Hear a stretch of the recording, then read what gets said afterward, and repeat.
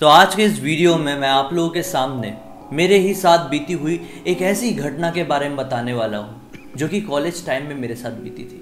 कुछ दिन पहले मैंने एक वीडियो बनाया था जिस वीडियो में मैंने एक अधूरी कहानी बताया था। जिस कहानी में मैंने आप लोगों को बताया था कि मैं कैसे एक घर यानी कि एक हॉस्टल तरह के घर में शिफ्ट हुआ और वहाँ पर मेरे साथ भूतिया एक्टिविटी शुरू हो गई। उस वीडियो में मैंने आप लोगों को ये भी बताया कि उस घर में उस हॉस्टल में रहते हुए मेरे साथ कुछ ऐसा बीता, इतना डरावना बीता, जिसके कारण से मुझे उस घर को, उस हॉस्टल को, उस पूरे एरिया को छोड़कर इतनी दूर जाना पड़ा। जिसके बाद मैं अपने आप को संभालने के लिए 4-5 साल दिया। उसके बाद मैं पूरी तरह से नॉर्मल हुआ हूँ। मैं इतना ज़्यादा घबरा गया था ये भूतिया दुनिया से जिसे कोई लिमिट नहीं थी, क्योंकि इससे पहले तक मैंने भूतिया चीज़ों को एक्सपीरियंस किया था, लेकिन केवल कुछ सुनता था, कुछ ऐसा फील होता था, कोई दरवाज़ा नॉक करके भागता था, मतलब कुछ ऐसा फील मैं कर रहा था जो कि एक तरह का मजाक भी कोई हो सकता था। मतलब कोई इंसान चाहे तो मुझे ऐसा मजाक दिखाकर भी सच्चाई के तौर पर फील करवा सकता था कि वहां पर भूत है, लेकिन एक्चुअल में वहां पर भूत होता नहीं, वो कोई इंसान ही था। मतलब समझ रहे आप लोग ये, मतलब जो मेरे साथ इससे पहले भूतिया घटना घटी थी वो कुछ ऐसी घटनाएं थी जो कि शायद भूतिया नहीं भी हो सकती थी, लेकिन ये जो घटना मेरी जिंदगी में जब मेरे साथ घटी तो मुझे विश्वास हो गया कि इस दुनिया में भूत प्रेतों की सच्चाई है और हम जितनी भी कोशिश कर ले इनको नकारने की नहीं नकार सकते।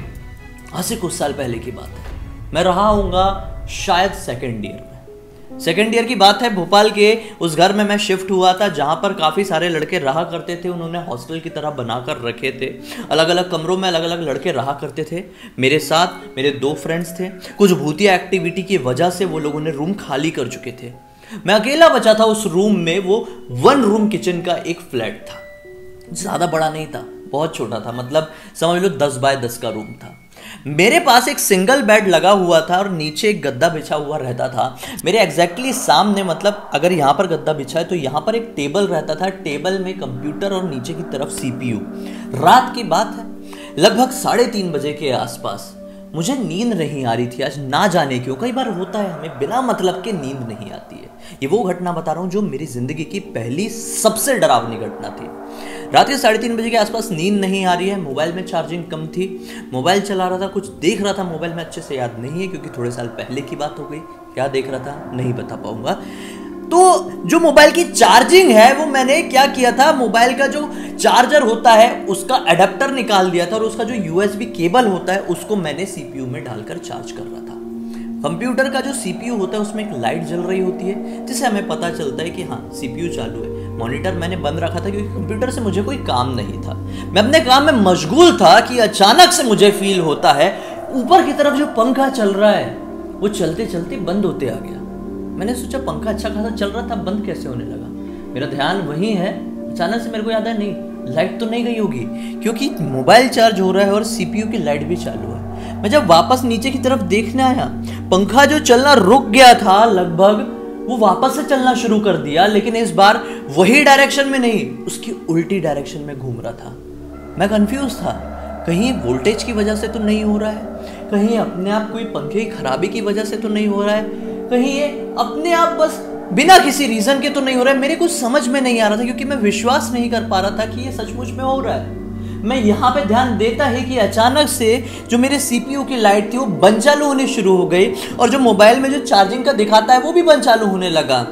इससे मुझे ये समझ में आया कि CPU बंद चालू हो रहा है। इससे मुझे एक चीज़ कंफर्म हुई, शायद ये वोल्टेज की वजह से हो रहा है, CPU बंद चालू हो रहा है, मोबाइल की चार्जिंग आ रही है जा रही है, पक्का वोल्टेज के कारण है। लेकिन जब मैं ऊपर ध्यान देता तो ये पाता कि जो पंखा है वो अपोजिट डायरेक्शन में पूरी फुल स्पीड में घूम रहा है।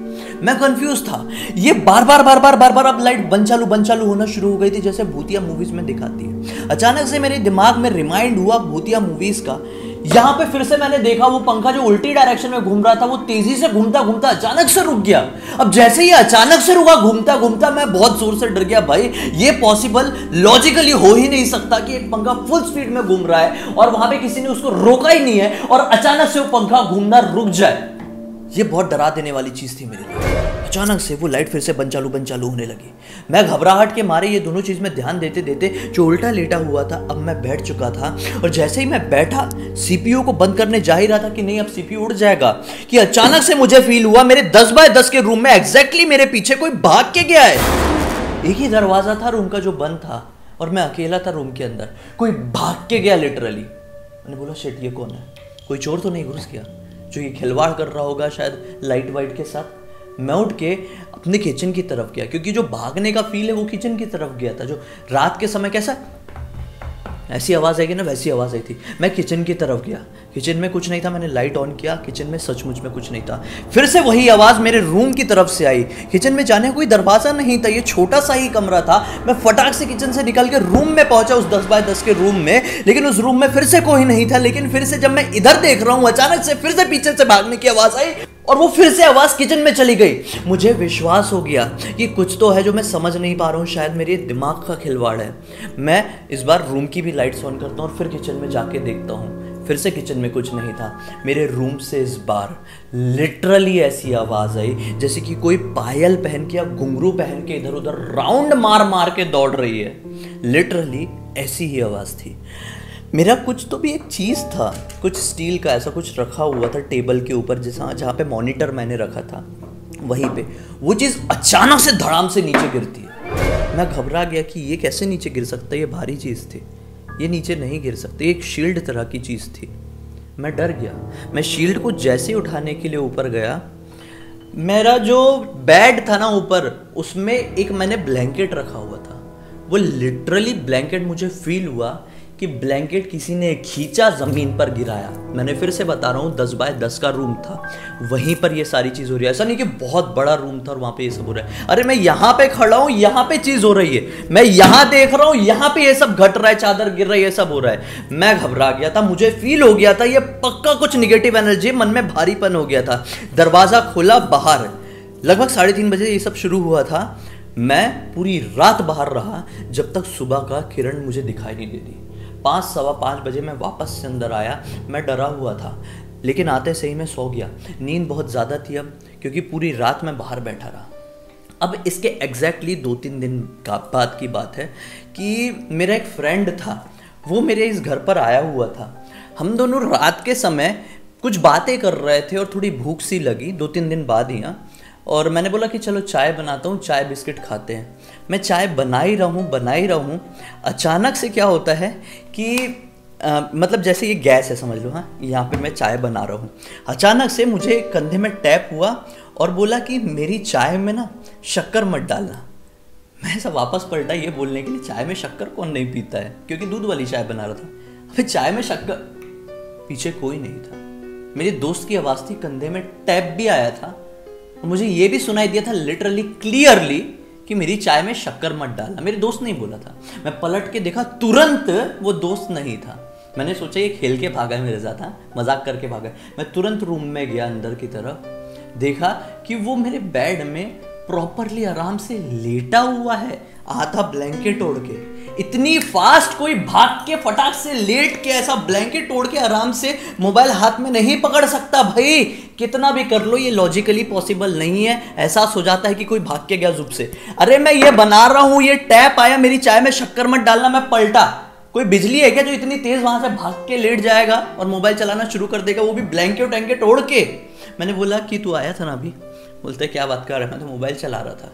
अगर वो आया भी होता, जो मेरा बेड था ना वो लोहे वाला बेड था, उसमें फटाक से कोई चढ़ता है, धीरे से भी चढ़ता ना तो आवाज़ करता था।